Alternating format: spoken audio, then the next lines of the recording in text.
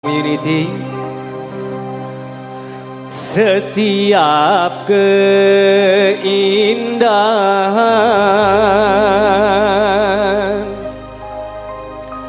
perhiasan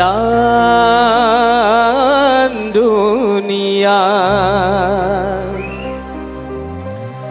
hanya istri salehah,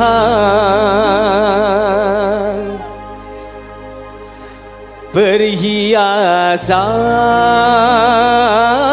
terindah.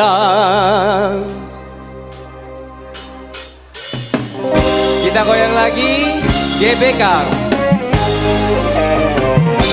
Setiap keindahan yang tampak oleh mata, itulah perhiasan